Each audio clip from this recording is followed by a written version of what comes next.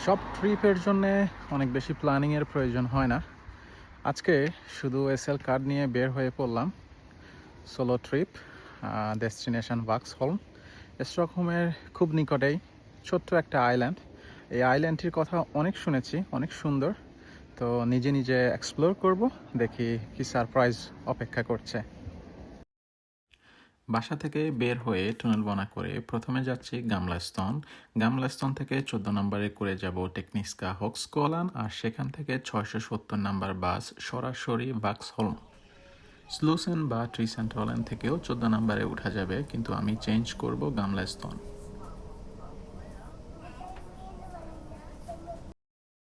ভাক্সহোলম যাওয়ার একটা মজার ব্যাপার হচ্ছে নিজের গাড়ি না থাকলেও খুব সহজে পাবলিক ট্রান্সপোর্টে করে সেখানে যাওয়া যায়। টেকনিস্কা হোক্সকোলান নেমে এখন যাচ্ছি বাস স্টপের দিকে। মজার ব্যাপার হচ্ছে ভাক্সহোলম যাওয়ার 670 নাম্বার বাসটা ছাড়ে একদম আমার ইউনিভার্সিটির সামনে থেকে। সামনে যে লাল বিল্ডিংটা দেখতে পাচ্ছেন, এটাই আমার ইউনিভার্সিটি কেটিএইচ। পরিচিত জায়গা, প্রতিদিন এদিকে আসা হয় ইউনিভার্সিটির জন্যে, কিন্তু আজকে এখান থেকে জার্নিটা যাবে অন্যদিকে, ডেস্টিনেশন ভাক্সহোলম। 670 নাম্বার বাস চলে এসেছে, ডাবল ডেকার। দেখে আর নিচে বসিনি, সোজা দোতলায়, একদম সামনের সিট। এখান থেকে ভাক্সহোলম যাওয়ার পুরো পথ আর সুইডিশ নেচার দুটোই একটু অন্যভাবে এনজয় করা যাবে। So journey begins.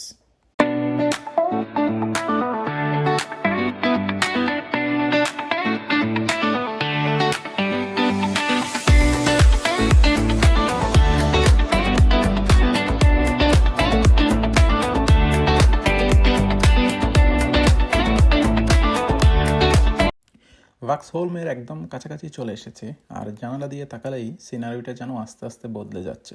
চারপাশে ছোট ছোট কালারফুল উডেন হাউসেস আর গ্রিনারি। দেখে বোঝাই যাচ্ছে শহরের ব্যস্ততা পেছনে ফেলে আমরা একেবারে অন্যরকম একটা জায়গায় চলে এসেছি। আর কিছুক্ষণের মধ্যেই পৌঁছে যাব ভাক্সহোলম। ফাইনালি ভাক্সহোলম চলে আসলাম।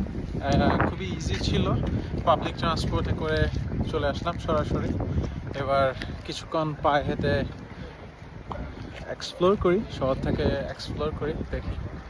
এই যে বোর্ড দেখা যাচ্ছে।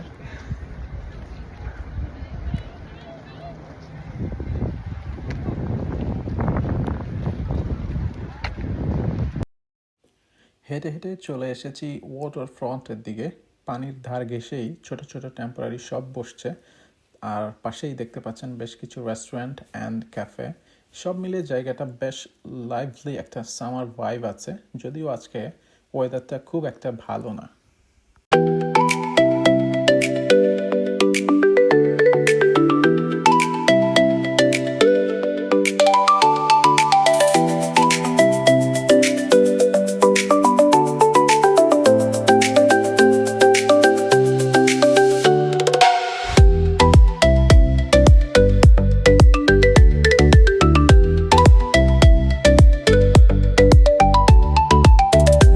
সামনে অনেকেই লাইন দিয়ে অপেক্ষা করছেন বোটে ওঠার জন্য, আমিও তাদের সাথে লাইনে দাঁড়ালাম। উঠে পড়লাম ছোট্ট এই বোটটায়। রাউন্ড ট্রিপ প্রাইস ছিল 110 সুইডিশ ক্রোনা। এখান থেকে যাব দুটো জায়গায়। প্রথমে যাব ভাক্সহোলম ক্যাসেল, তারপর ব্যাডহোলম্যান।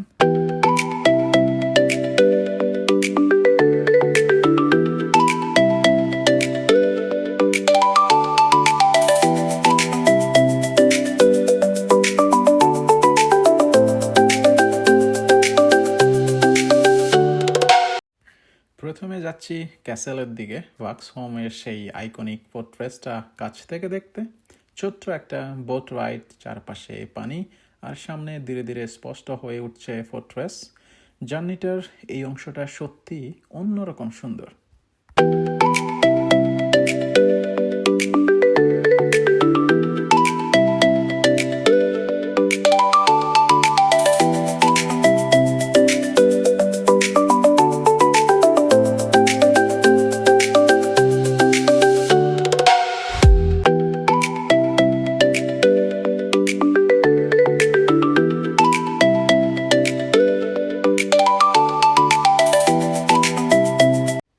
বোট থেকে নেমে এবার ঢুকে পড়লাম ভাক্সহোলম এর সবচেয়ে ঐতিহাসিক জায়গাগুলোর একটায়, ভাক্সহোলম ক্যাসেল।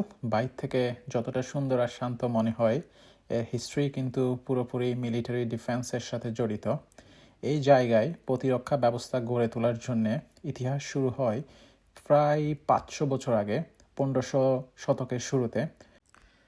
পরে রাজা গুস্তাভ ভসা স্টকহোমকে সমুদ্রপথে শত্রুর আক্রমণ থেকে রক্ষা করার জন্যে এখানে আরও শক্তিশালী দুর্গ তৈরির নির্দেশ দেন, কারণ এই প্যাসেজ দিয়েই জাহাজ স্টকহোমের দিকে যেতে পারত। এই জন্যে ভাক্সহোলমকে একসময় স্টকহোমের তালা বলা হতো। বর্তমানে আমরা যে ক্যাসেল দেখছি, এর বড় অংশ তৈরি হয়েছিল 1833 থেকে 1863 সালের মধ্যে। দুর্গটি স্টকহোমের প্রতিরক্ষায় গুরুত্বপূর্ণ ভূমিকা রেখেছিলেন এবং বিভিন্ন সময়ে এখানে সৈন্যদের থাকা এবং প্রশিক্ষণের ব্যবস্থাও ছিল।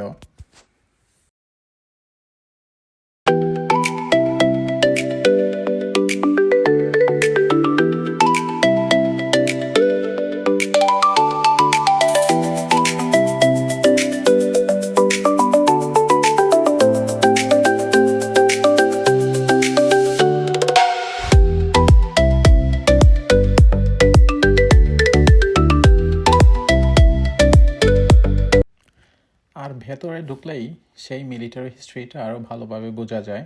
এখানে বিভিন্ন সময়ের কামান, অস্ত্র এবং সামরিক সরঞ্জাম সংরক্ষণ করে রাখা হয়েছে। এগুলো দেখলে বোঝা যায় সময়ের সঙ্গে সঙ্গে স্টকহোমের কোস্টাল ডিফেন্স এবং যুদ্ধের টেকনোলজি কিভাবে পরিবর্তিত হয়েছে।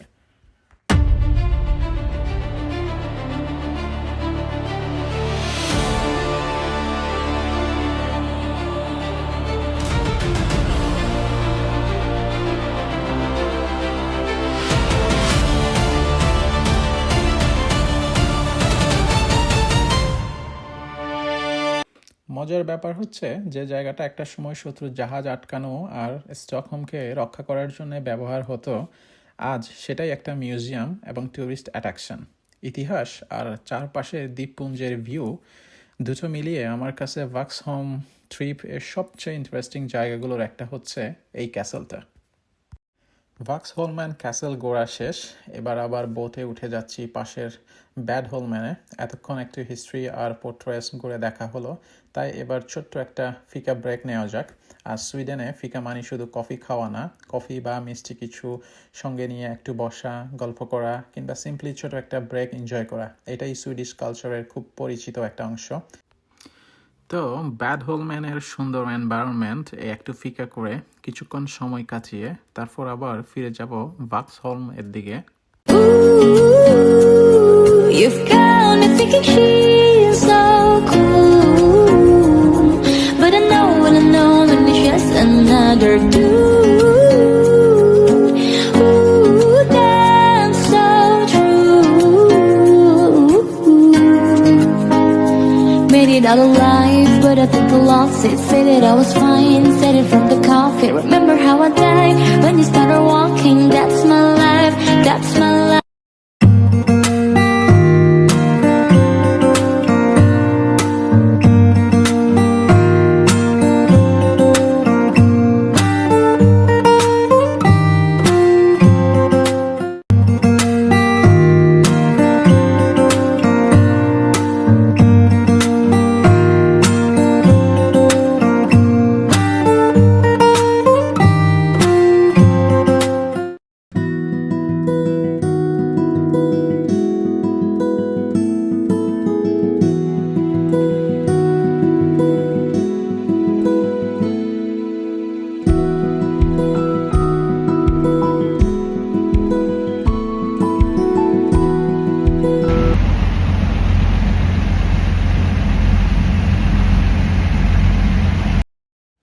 ফিকা ব্রেক শেষ করে আবার ফিরে এলাম ভাক্সহোলম এর সেন্ট্রালে।